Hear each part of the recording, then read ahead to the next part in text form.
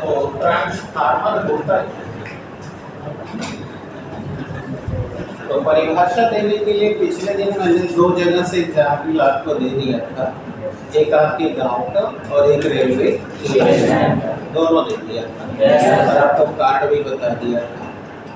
अब वही से हम परिभाषा को बना लेते हैं दोबारा। देखिए इसका नाम ही है ट्रांसफार्मर। अगर मैं हिंदी में बात करूं तो ट्रांसफार्मर शब्द ट्रांसफॉर्म क्रिया से बना है। देखिए ट्रांसफार्मर शब्द जो है ये नाउन है, ये जिस वर्ब अंग्रेजी में वर्ब होता है आप जानते भी हैं, तो ये ट्रांसफॉर्म वर्ब से बना है। और ट्रांसफॉर्म माने क्या होता है? यानी रूपांतरण कर देना। अब ये रूपांतरण यानी बदलने का काम जो डिवाइस करते हैं, बताओ उस डिवाइस को क्या कहते हैं? अब सवाल ये बदलेगा क्या? तो बेटा ये बदलेगा वोल्टेज। क्या बदलेगा बेटा? वोल्टेज। यानी कि अगर हाई वोल्ट है तो आप इससे लो वोल्ट बदलवा लीजिए, और अगर वोल्टेज लो वोल्ट करवा लीजिए। यानी ये दोनों काम करेगा। इसीलिए अगर हमें अंग्रेजी में डेफिनेशन देना हो तो हम कहेंगे कि क्या है ट्रांसफार्मर? तो हम कहेंगे a device that transform the voltage. देखिए तो कितना आसान परिभाषा है। यानी एक युक्ति जिसके द्वारा हम वोल्टेज बदल सकते हैं। ट्रांसफॉर्म कर रहे हैं वोल्टेज का, तो बताइए आपके सामने देखिए यहाँ पे 2 काम संभव है। आप लो वोल्ट को हाई वोल्ट में ट्रांसफॉर्म कर सकते हैं,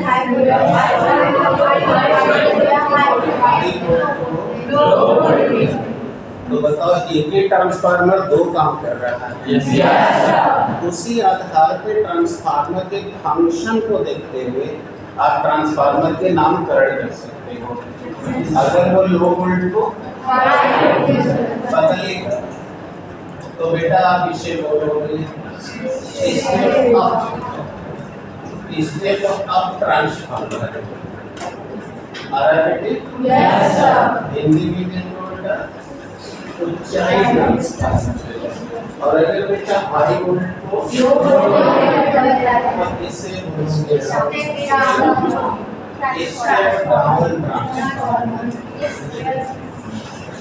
हिंदी में बोलो अपचाई ट्रांसफार्मर।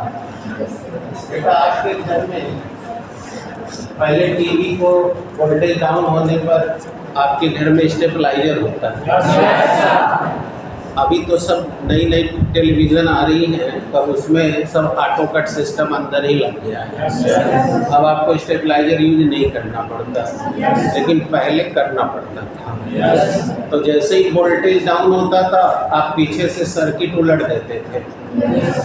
जैसे आप अपने स्टेबलाइजर जिनके घर में होगा देखेंगे, ऐसा स्विच उसमें एक ठो लगा होता है। इस स्विच की विशेषता है कि इसमें आप एक तरफ ऑन करेंगे और एक तरफ ऑफ। तो ऑन करने पर सर्किट ऑन हो जाएगी, ऑफ करने पर ब्रेक हो जाएगा। लेकिन उसके अंदर एक डबल की सिस्टम रहता है। जब आप ऐसे पलटेंगे तो वो प्राइमरी सर्किट और सेकेंडरी सर्किट का जो कनेक्शन है वो बदल देगा। अभी मैं दिखाऊंगा आपको। तो जो प्राइमरी होगा यानी कि ये वाला जो स्विच है डबल की वाला, वो हमेशा ऑन है, उसमें ऑफ नहीं।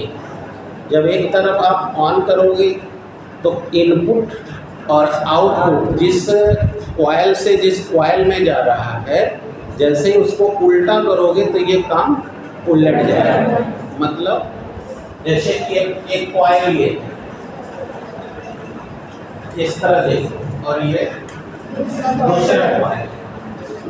तो उस वाले में अगर आप एक तरफ ऑन किए हो तो करंट यहाँ से इनपुट हो रहा है बेटा, और यहाँ से आउटपुट हो रहा है। लेकिन जब उसको उल्टोगे यानी फिर से ऑफ करोगे तो तुम्हारे इस वाली कुंजी से तो ऑफ हो जाना चाहिए, लेकिन उसकी व्यवस्था ऐसी वो डबल की है, समझ में?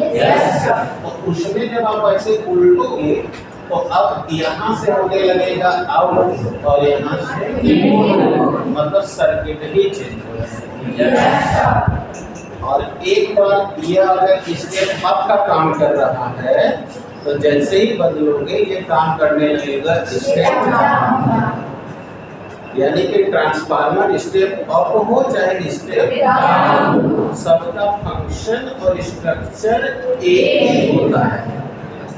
बस यह इस बात पर डिपेंड करता है कि आप इनपुट किस में कर रहे हो और आउटपुट किस में कर रहे हो। अभी दिखाऊंगा, पहले कॉन्सेप्ट क्लियर करो। बात समझ में आया बच्चों? तो बेटे अगर आप इसमें इनपुट कर रहे हो और इधर आउटपुट हो रहा है और वो काम कर रहा है स्टेप अप का, तो जैसे ही आप उल्टोगे और यहाँ से इनपुट होने लगेगा और यहाँ से आउटपुट, तब ये काम करेगा। ये क्या रहस्य है अभी बताएंगे। पहले क्लियर हुआ? परिभाषा सबका कंफर्म हो गया? अब हमसे पूछा जाए कि स्टेप ट्रांसफार्मर क्या है, तो आप कहो कि ट्रांसफार्मर वह डिवाइस जिसके द्वारा हम वोल्टेज को बदल सकते हैं। आगे अब कार्य के आधार पर यह कितने प्रकार का होगा? दो प्रकार का होगा। आया बेटी? अगर हम निम्न विभव को उच्च विभव में बदल रहे हैं तो स्टेप अप यानी ऊंचाई ट्रांसफार्मर, और अगर हम उच्च विभव आपको डाउट है? ट्रांसफार्मर वह युक्ति है, आपकी डेफिनेशन लिख दिया। ट्रांसफार्मर वह युक्ति है जिसके द्वारा प्रत्यावर्ती धारा के विभव को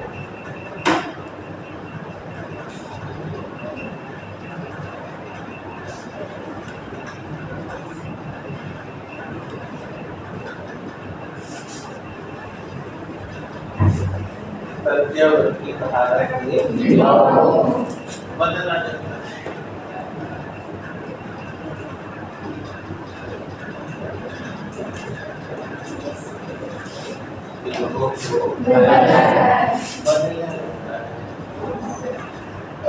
आगे अब कोई प्रॉब्लम? अब पहले चीज का कोई डेफिनेशन कोई डाउट? पहले चीज वोल्टेज के रूपांतरण के आधार पर जल्दी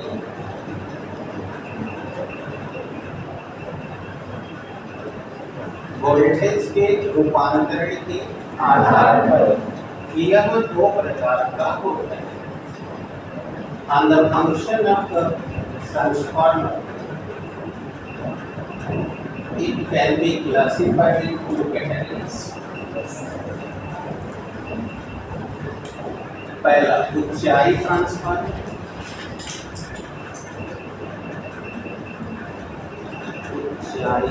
ट्रांसफार्मर स्टेप ऑफ ट्रांसफार्मर, और दूसरा बेटा अपचाई ट्रांसफार्मर। देखो अपचाई ट्रांसफार्मर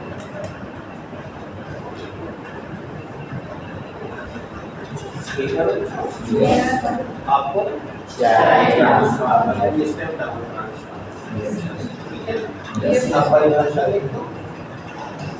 निम्न विभव से उच्च विभव में बदलने वाले ट्रांसफार्मर को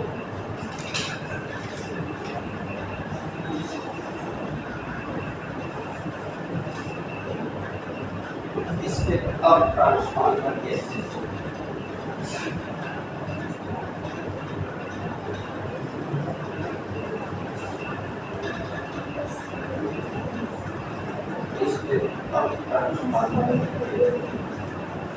ठीक है।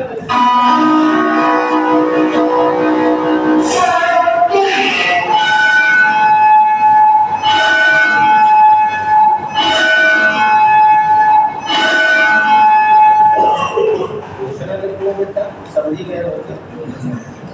उच्च विभव को निम्न विभव में बदलने वाले ट्रांसफार्मर को अपचायी transformer. A transformer by which we can change the high voltage into the low voltage is called a step down transformer.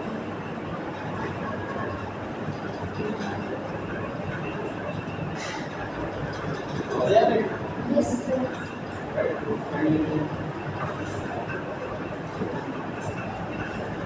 चलिए एक्टिव हो गए बेटे, रिप्लाई क्यों करते रहिए, कहाँ दिक्कत आ रही है?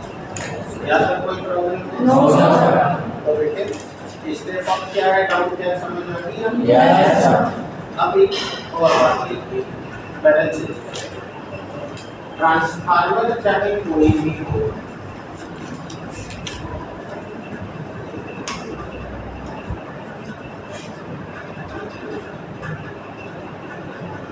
उसकी रचना सिद्धांत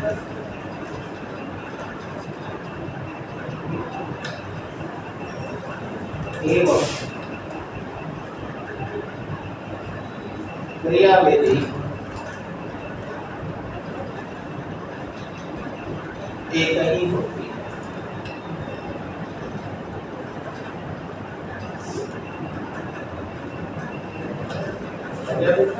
इसका अर्थ क्या हुआ समझो। अगर आपको परीक्षा में आ गया कि ट्रांसफार्मर बताइए, अब जाहिर है कि आएगा तो ये पूछवे करेगा कि ऊंचाई वाला बताना है। तो उस स्थिति में जैसे पूछ दिया कि ऊंचाई ट्रांसफार्मर बताइए, तो अब आपको खाली ऊंचाई का ही एक्सप्लेनेशन करना है। ऊंचाई को तो बात नहीं करनी है, लेकिन हम अपने को तैयार कैसे कि मेरे को चाहे इम्तिहान में इसके पॉपअप में चाहे इसके उसका रचना एक ही जैसा है, फंक्शन एक ही है और प्रिंसिपल बस एक्सप्लेनेशन है। क्या करना है कि जो चीज का पूछना है बस उसी का एक्सप्लेनेशन है। समझ आइए यानी जिसका पूछा गया है वही बस बताना।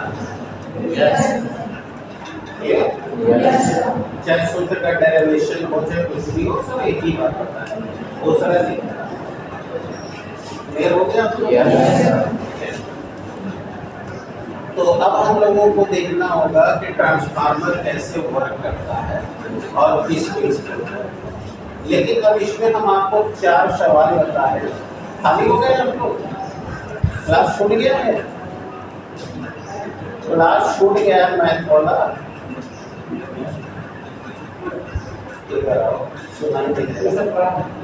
पढ़ा रहे हैं ना।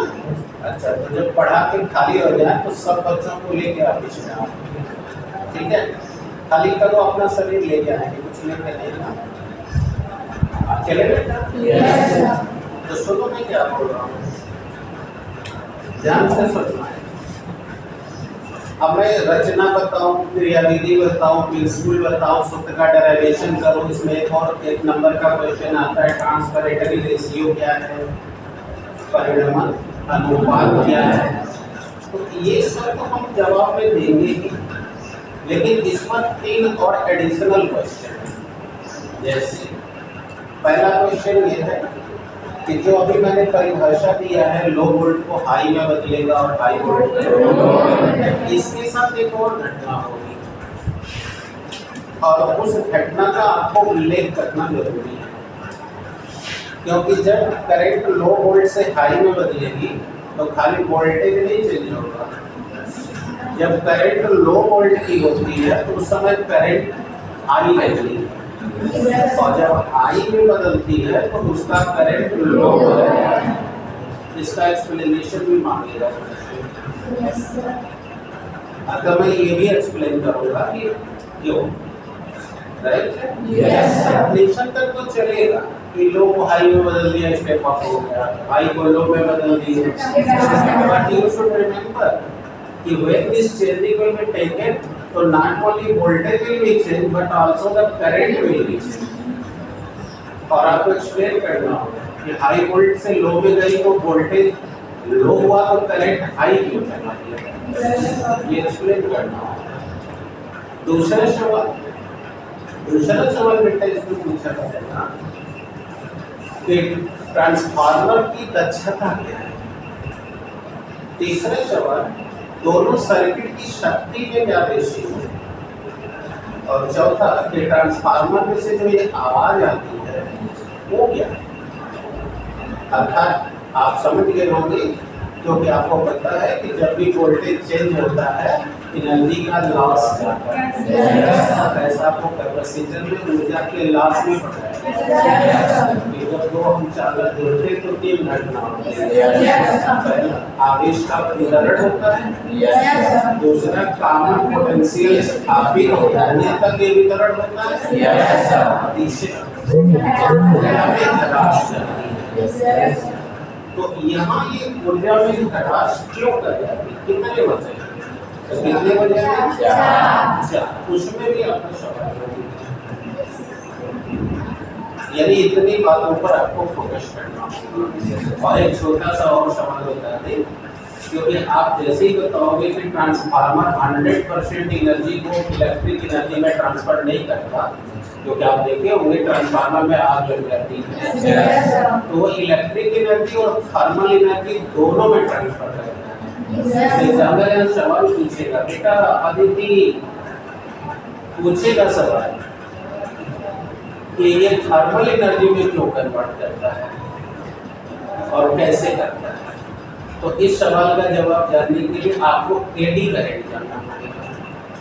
और धारा क्या, एडी करंट क्या है। तो इतनी बातें इस पर एडिशन समझ में आ गया। तो इतनी बातें मैं आपको पूरा क्लियर करूँगा, तो ये चैप्टर अब कोई डाउट तो नहीं है ना।